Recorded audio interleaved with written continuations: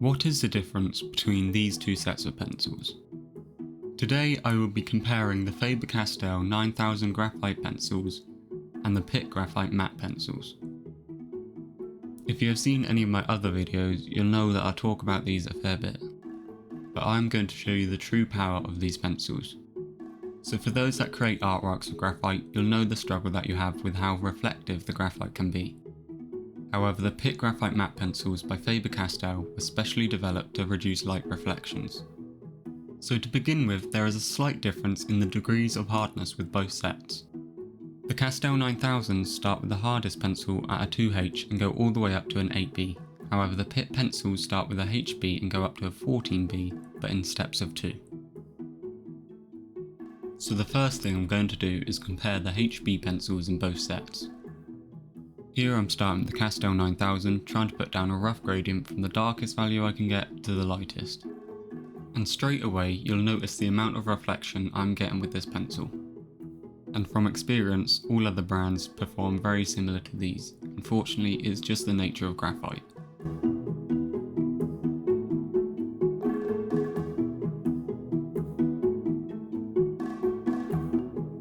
As I move into the lighter values, I'm getting less reflection, but a lot of the time you need the darker values in your drawing. I have tried using a matte varnish spray over graphite before, but I would not recommend this as it alters the values and created an odd texture.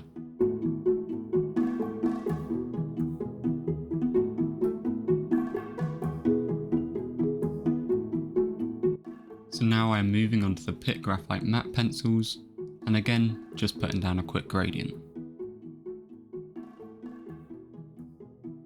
And straight away you should be able to see the difference between the two, and because of the minimal reflection, this pencil looks a lot darker than the Castell 9000 even though that they are both HB. But I'll show you in just a bit that the value of both these pencils are actually quite similar, it's just the reflection that makes the 9000s look lighter.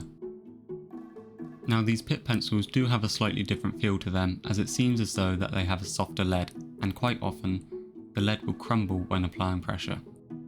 Which is why I tend to use the Castell 9000s for any tiny details, as they keep a sharp point for longer. So let's take a closer look at these two swatches. As I tilt the paper you can see the vast difference.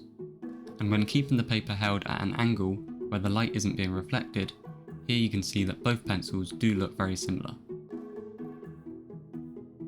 Now let's move on to the 8B pencils, which is the softest grade in the Castell 9000 set. So this is the darkest you'll be able to get with the 9000s. And I'm just going to do the exact same thing that I did with the HB pencils.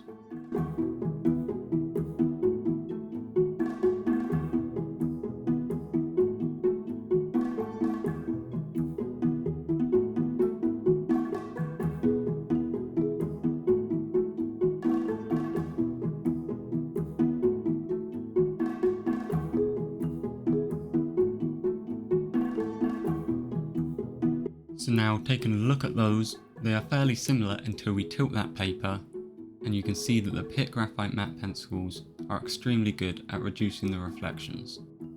And if you were to have a graphite artwork on your wall, the last thing you want is to only be able to view that artwork at a specific angle.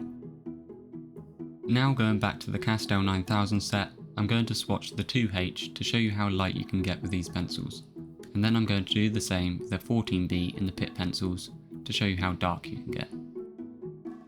But if you have only been working with normal graphite pencils, I wouldn't completely replace them with the Pitt graphite matte pencils, as they work best in combination with your normal graphite pencils. So when I am completing a graphite artwork, I am using the Pitt pencils for all of the dark values and some of the midtones, and then for the lighter values I will switch to the Castell 9000s, and especially for them thin hairs, the Castell 9000s will keep a much sharper point. But what I do know for sure is that you need to introduce these Pitt graphite matte pencils into your drawings, as they are a complete game changer.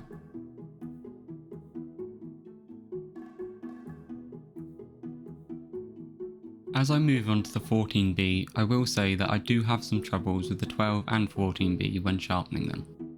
Because the lead is so soft it tends to break, but it seems as though you can get just as dark with the 10B pencil. So I will avoid using the 12 and 14B at times, as I just don't want to deal with trying to sharpen them. You You can see while I'm using this 14B pencil, it is crumbling quite a lot and leaving residue on the paper. For me, I don't find this to be much of an issue, but it can be hard to keep the pencil sharp. And here is the final look at all of the pencils I compared. You can see that the 14B is reflecting slightly, as the darker you go, the more reflection you'll get. But it is still far better than the Castell 9000s. I know this is a much shorter video than usual, but I do try and post weekly, so keep an eye out for future videos. Thanks for watching.